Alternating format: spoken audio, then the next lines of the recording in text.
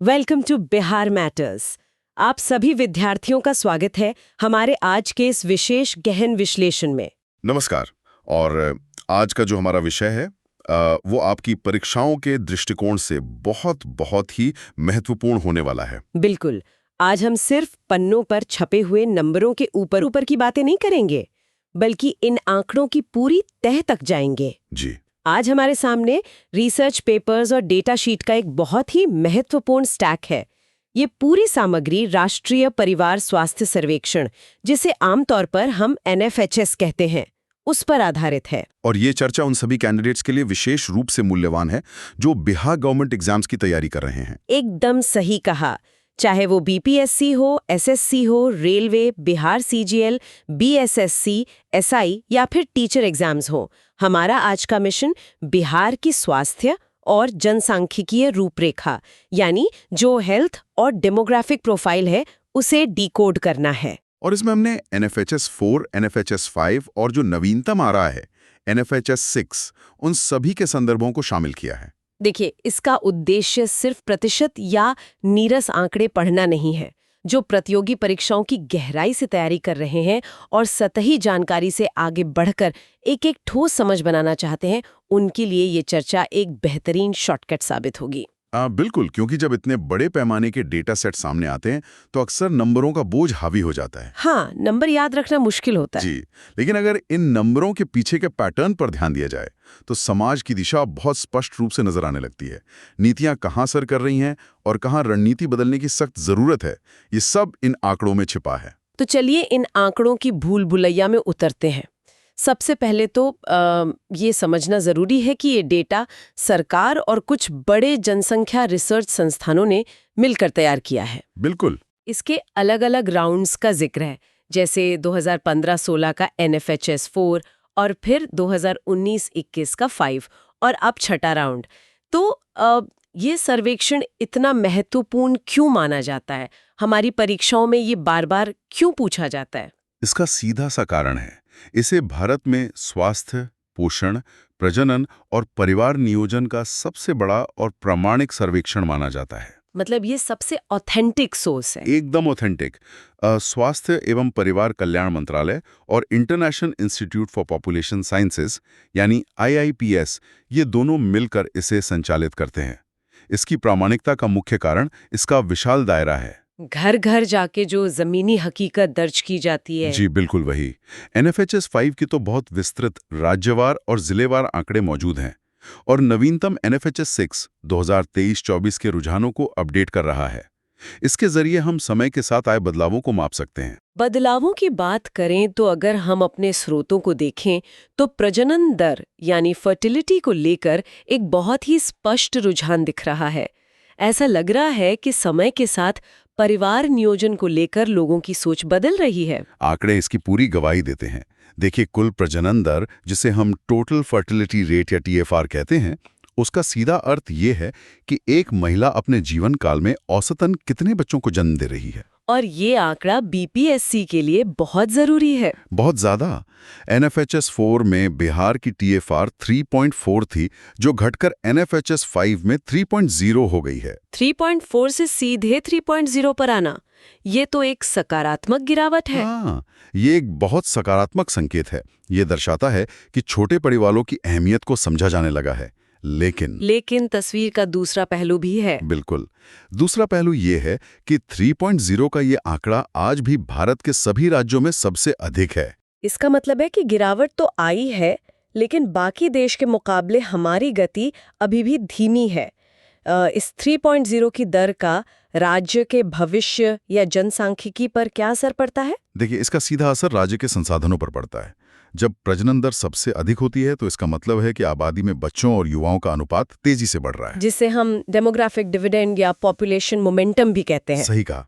और आने वाले समय में इन बच्चों के लिए स्कूल, अस्पताल, रोजगार और बुनियादी ढांचा तैयार करने का एक भारी दबाव राज्य पर बना रहेगा। हालांकि NFHS 6 के जो शुरुआती रुझान हैं, वो बताते हैं कि इस दर में और गिरावट आ रही है, जो कि भविष्य के लिए एक अच्छी खबर है। अच्छा, जन्म से ही जुड़ा एक और आंकड़ा है जिसने मुझे इन नोट्स को पढ़ते हुए सबसे ज्यादा चौंका दिया। सेक्स रेशियो वाला आंकड़ा? जी, जब जन्म के समय लिंग अनुपात यानी सेक्स रेशियो एट बर्थ की बात होती है तो अमूमन हम चिंताजनक बातें ही पढ़ते आए हैं, लेकिन बिहार के कुछ जिलों ने एक बिल्कुल अलग ही कहानी पेश की है। वो जिले वैशाली और जहानाबाद हैं। बिल्कुल। NFHS 5 के डेटा के अनुसार वैशाली में 1000 लड़कों पर 1118 लड़कियों का जन्म हुआ है। वहीं जहानाबाद में ये संख्या 1058 है।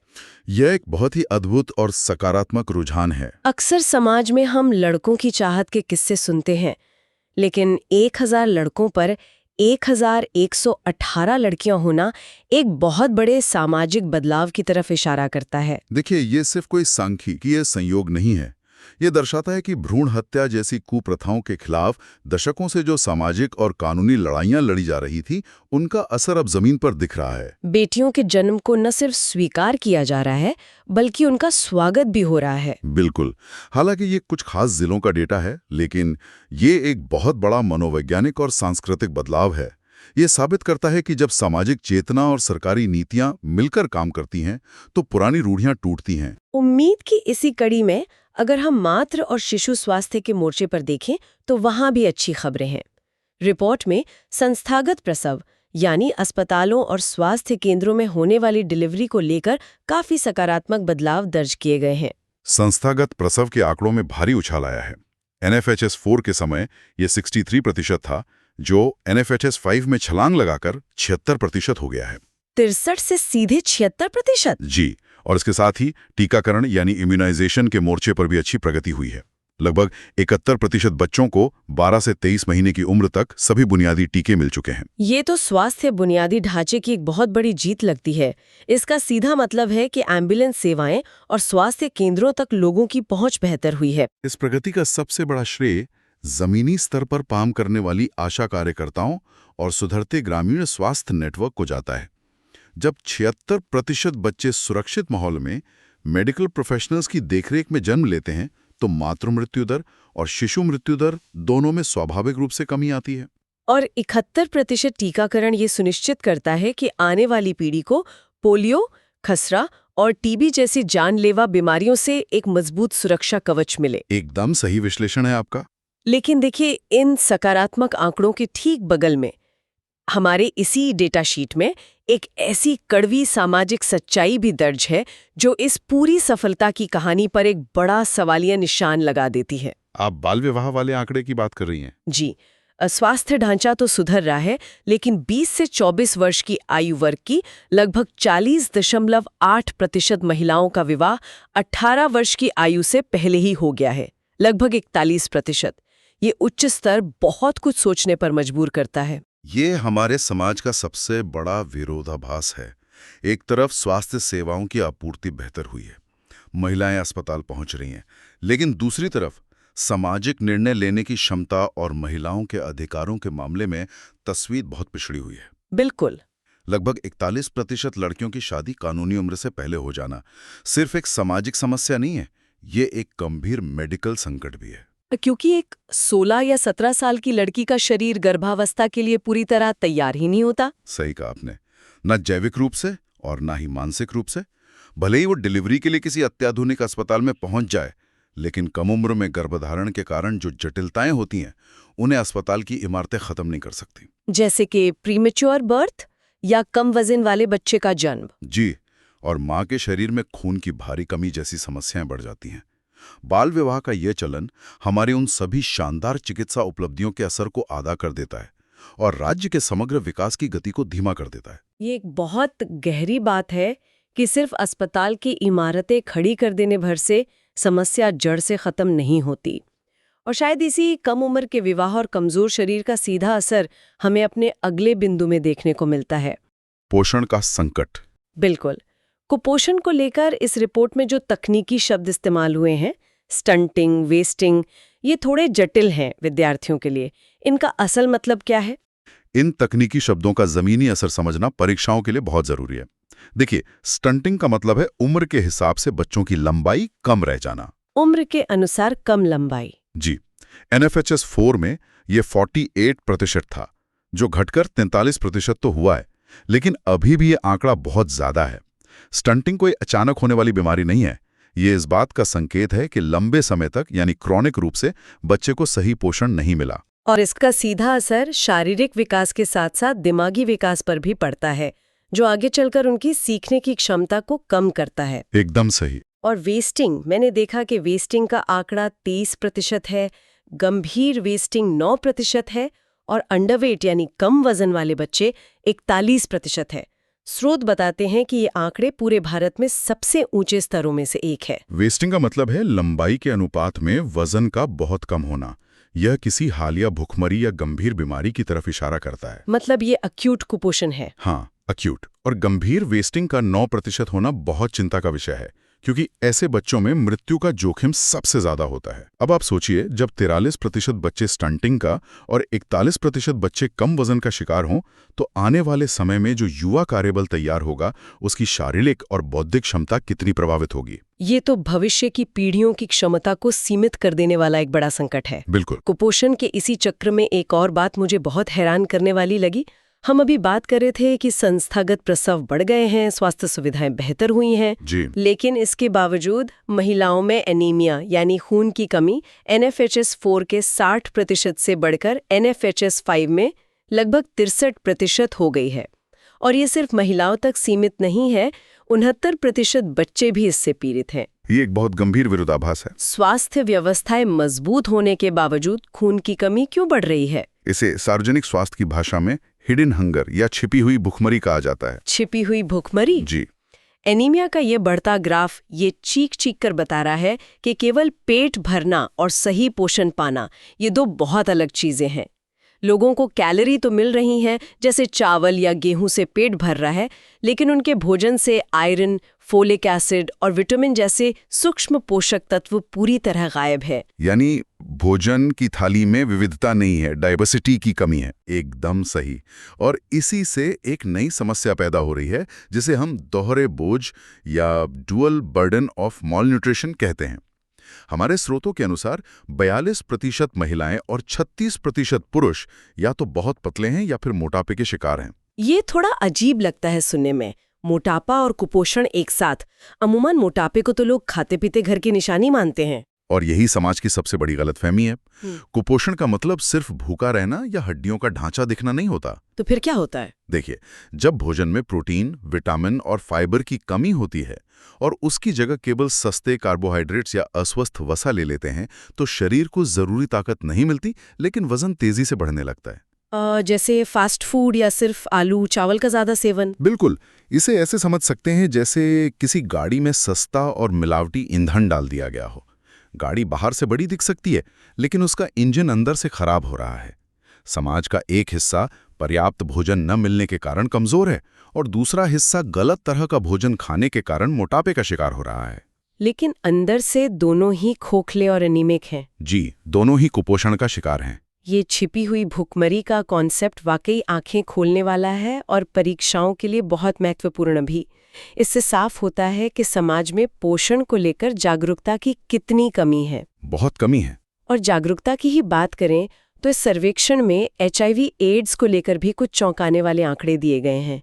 डेटा कहता है कि 92% पुरुषों और 76% महिलाओं ने इसका नाम सुना है। जी। सुनकर लगता है कि जागरूकता का स्तर बहुत अच्छा है। सिर्फ नाम सुनने के मामले में आंकड़े अच्छे लग सकते हैं, लेकिन जैसे ही हम व्यापक ज्ञान यानी कॉम्प्रहेंसिव नॉलेज की बात करते हैं, पूरी तस्वीर बदल जाती है। वो कैसे? क्योंकि व्यापक ज्ञान केवल 10% महिलाओं और 25% पुरुषों तक ही सीमित है। ये नाम सुनने और व्यापक ज्ञान होने के बीच की एक बहुत बड़ी खाई है, जिसे नॉलेज गैप कहते हैं। व्यापक ज्ञान से यहाँ क्या मतलब है?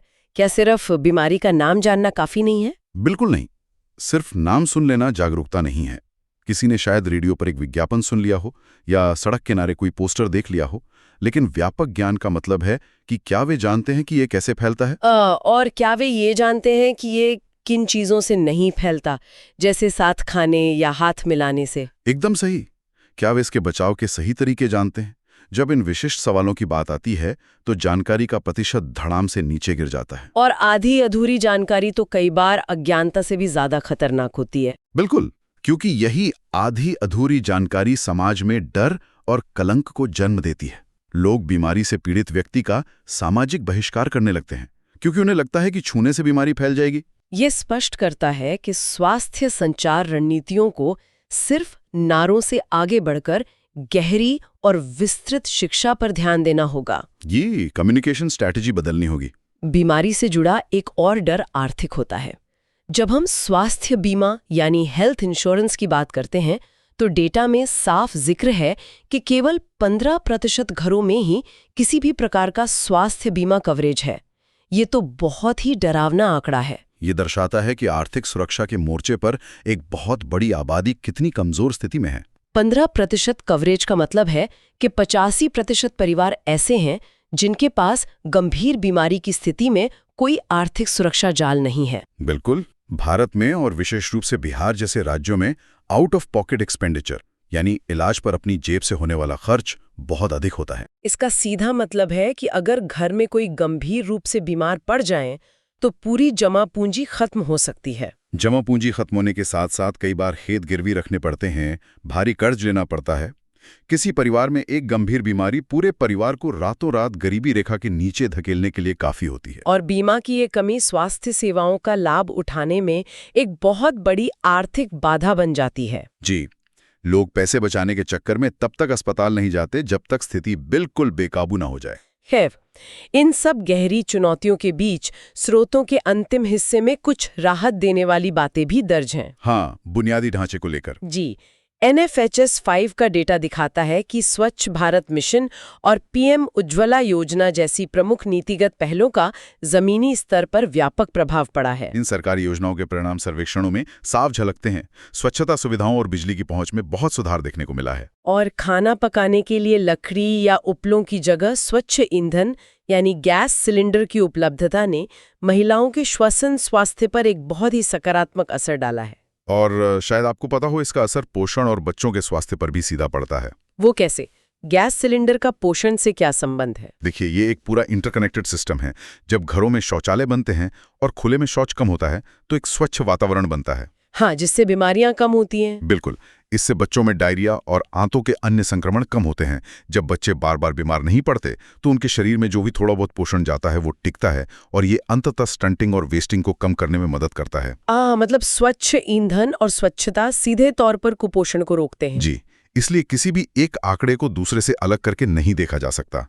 उम्मीद है कि नवीनतम NFHS 6 इन रुझानों में और भी ज्यादा सुधार दिखाएगा, खासतौर पर बुनियादी ढांचे के उपयोग के मामले में। तो इस पूरी क्लास को या कहें इस पूरी चर्चा को अगर समेटा जाए तो हमारे सामने एक बहुत ही स्पष्ट लेकिन दोहरी तस्वीर उभर कर आती है। एक विरोधाभासी तस्वीर। बिल्कुल। एक तरफ वो तस्वीर है जहां बुनियादी ढांचे और सरकारी नीतियों ने अपना असर दिखाया है। 76% बच्चे अस्पतालों में पैदा हो रहे हैं, 71% बच्चों को बुनियादी टीके लग रहे हैं, घरों में शौचालय और गैस कनेक्शन पहुंच रहे हैं और कुल प्रजनन दर लगातार नीचे आ रही है। और इसके ठीक समानांतर दूसरी तस्वीर है जो काफी जिद्दी और चुनौतीपूर्ण है, जहां लगभग 41% लड़कियां आज भी 18 साल से पहले ब्याही जा रही हैं। 43% बच्चे कुपोषण के कारण अपनी उम्र के हिसाब से छोटे रह गए हैं। और इतने सारे प्रयासों के बाद भी महिलाओं में खून की कमी कम होने के बजाय 63% तक बढ़ गई है। ये सर्वेक्षण हमें ये सोचने पर मजबूर करता है कि कुछ समस्याओं का समाधान केवल ईंट पत्थर या मेडिकल सप्लाई से नहीं हो सकता। बिल्कुल नहीं। इसके लिए सामाजिक व्यवहार, सांस्कृतिक मान्यताओं और खान पान की बुनियादी आदतों में गहरे बदलाव की आवश्यकता है। इसी निष्कर्ष के साथ इस चर्चा को खत्म करने से पहले एक गहरा विचार सामने आता है जो इन सभी स्रोतों को खंगालने के बाद हमारे मन में रह जाता है, और मैं चाहूंगी कि हमारे सभी विद्यार्थी इस पर गहराई से विचार करें। जी, ये मेंस परीक्षा में विश्लेषणात्मक उत्तर लिखने में बहुत काम आएगा। ये एक सोचने वाली बात है कि यदि सरकारी नीतियों और बेहतर बुनियादी ढांचे के कारण महिलाओं का अस्पताल तक पहुंचना और बच्चों का टीकाकरण इतनी तेजी से बढ़ रहा है, तो एनीमिया और कुपोषण जैसी समस्याएं कम होने के बजाय इतनी जिद्दी क्यों बनी हुई हैं? सही सवाल है। क्या चिकित्सा सुविधा तक पहुंच मिल जाने और दैनिक जीवन की थाली में सही पोषण पहुंचने के बीच कोई ऐसी अदृश्य सामाजिक या आर्थिक खाई है जिसे केवल अस्पतालों के निर्माण से नहीं भरा जा सकता? ये सोचने वाली बात है। क्या ये जेंडर से जुड़ा मुद्दा है जहां घर में भोजन का बंटवारा महिलाओं के खिलाफ होता है, या ये खेती के तरीकों और बाजार में मिलने वाले सस्ते कम पोषण वाले भोजन का परिणाम है? विद्यार्थियों को इन बिंदुओं पर अपनी समझ विकसित करनी चाहिए। आप इन आंकड़ों का अच्छे से रिवीजन करें, क्योंकि आगामी परीक्षाओं में यहाँ से सीधे सवाल बनने की पूरी संभावना है। बिल्कुल। तो इस गहरे सवाल के साथ हम आज की ये चर्चा यहीं समाप्त करते हैं। ज्ञान की ये खोज और सही सवालों को उठाने का ये सिलसिला हमारी आगे की सीरीज में हमेशा जारी रहेगा। हमारे साथ इस विचार विमर्श में जुड़ने के लिए बहुत बहुत धन्यवाद। This is Bihar matters signing off. मिलते हैं अगले सेशन में।